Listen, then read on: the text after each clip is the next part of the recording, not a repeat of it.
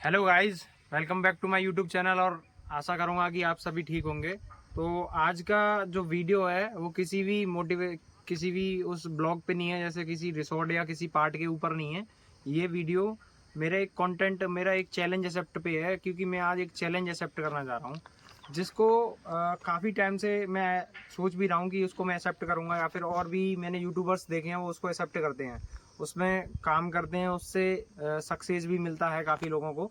और मैंने देखा भी है कि काफ़ी बार ऐसा भी होता है कि लोग उसके दौरान ही अपना फ्यूचर चेंज कर देते हैं। बस मैं उस चीज़ से ये एक्सपेक्टेशन रखना चाहता हूँ कि आप भी मेरी कंडीशन को थोड़ा चेंज करेंगे, इंप्रूवमेंट देंगे।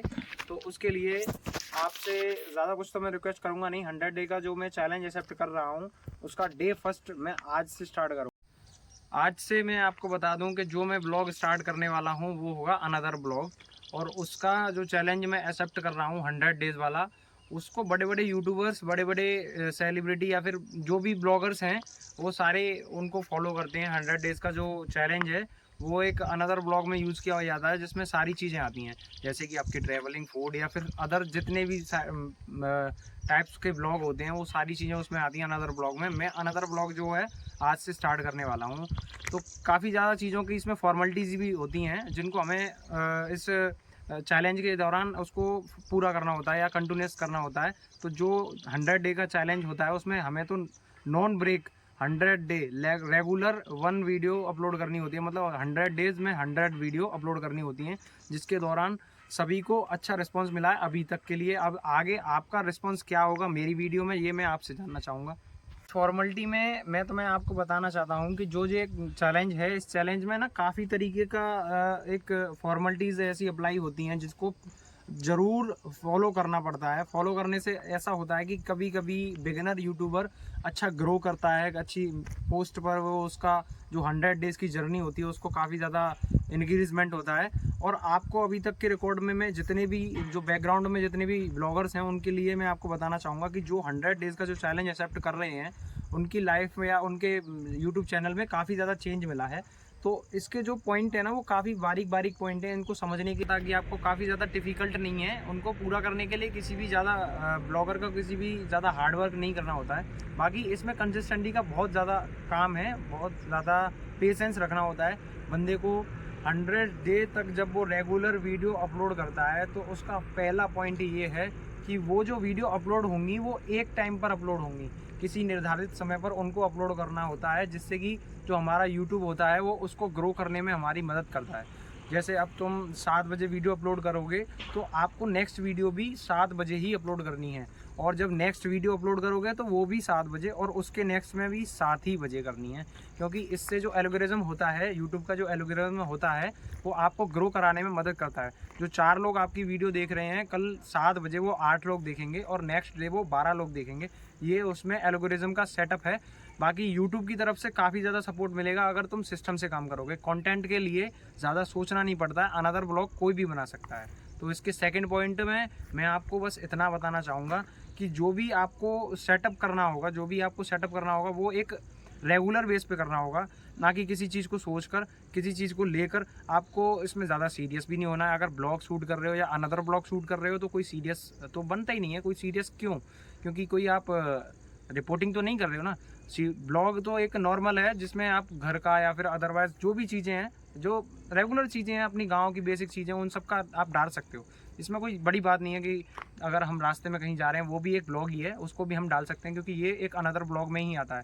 फूड ब्लॉग भी अभी है तो पर्सनल। हमारा नेक्स्ट पॉइंट है, जो सेकंड पॉइंट है, वो ये है कि इस पूरे जो हमारा चैलेंज है इसके दौरान हमें काफ़ी चीज़ों का ऐसा ध्यान रखना पड़ता है बारीकी से। जैसे कि अभी मान लीजिए हमने कंसिस्टेंसी के साथ 7 बजे वीडियो पिकअप मतलब अपलोड की, तो अब जब हम 7 बजे अपलोड करेंगे और रेगुलर बेस पर उसको अपलोड कर रहे हैं, और कभी कभी एल्गोरिज्म का सिस्टम ये भी हो जाता है कि आप वीडियो डाल रहे हो और उस पर कोई व्यू भी नहीं आ रहा है और आप डाले जा रहे हो, 100 डेज़ का लगभग चैलेंज हाफ हो गया है, तो उसमें घबराने वाली कोई बात नहीं है, क्योंकि एल्गोरिज्म का सिस्टम ही यही है। आपका पेशेंस चेक करा जाता है, कब तक आपका यूट्यूब एक्टिव है, कब तक आप यूट्यूब पे वर्क कर रहे हो। अगर ऐसा भी होता है कभी कभी बंदे 10 दिन बाद या 15 दिन बाद इस चैलेंज को ड्रॉप कर देते हैं, ये सबसे बड़ी गलतफहमी होती है कि कुछ नहीं हो रहा। ये तो आप समझ ही नहीं पा रहे कि जो एल्गोरिज्म है वो आपको चेक कर रहा है, ट्राई कर रहा है कम से कम आपको 100 डेज़ का तो मेरे हिसाब से चैलेंज कंप्लीट करना चाहिए, क्योंकि इसके बाद जो आपके साथ होने वाला है इसके लिए ना तो मैं तैयार हूँ ना आप तैयार हैं, क्योंकि ये शायद मुझे लग रहा है कि ये माहौल ही बदल देता है।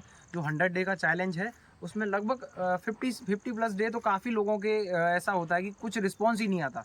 50 डे हो जाते हैं, कभी कभी 60 हो जाते हैं, तो लोगों का रिस्पॉन्स नहीं मिलता तो वो छोड़ देते हैं, ड्रॉप कर देते हैं, तो ये सबसे गलत है।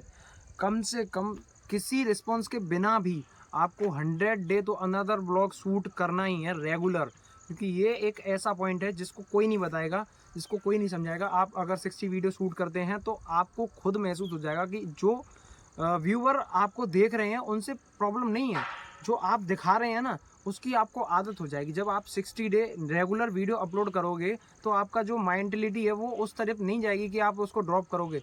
आपको ड्रॉप कराने के लिए कोई मजबूर कर सकता है, क्योंकि आपकी जो मेंटलिटी है वो डेली ब्लॉग बनाने की हो जाएगी। 60 डे अगर कंटिन्यूस कोई बंदा ब्लॉग बनाएगा तो क्या लग रहा है आपको, यूट्यूब नहीं उसको समझेगा? या फिर कोई ऐसा पॉइंट बताइए मुझे कि आपके दिमाग से यूट्यूब बाहर है तो आप छोड़ सकते हो।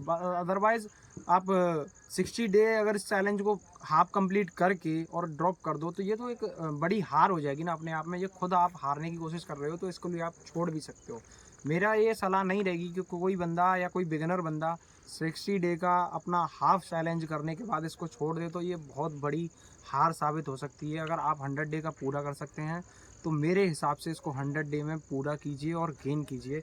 काफ़ी ब्लॉगर्स ने मुझे काफ़ी ज़्यादा, मेरे सीनियर, काफ़ी मेरे जूनियर, मुझे काफ़ी ज़्यादा बताने वाले लोग हैं जिनने मुझे बताया भी है कि भैया 100 डे का चैलेंज काफ़ी ज़्यादा वायरल है, उसको कीजिए कंप्लीट, वो बहुत ज़्यादा आगे जा रहा है। तो आपके लिए मैं यही सुविधा या यही कहना चाहूँगा कि आप भी मेरी तरह, जैसे मैं आज से स्टार्ट कर रहा हूँ, आप भी मेरी तरह मेरे ही साथ स्टार्ट कीजिए।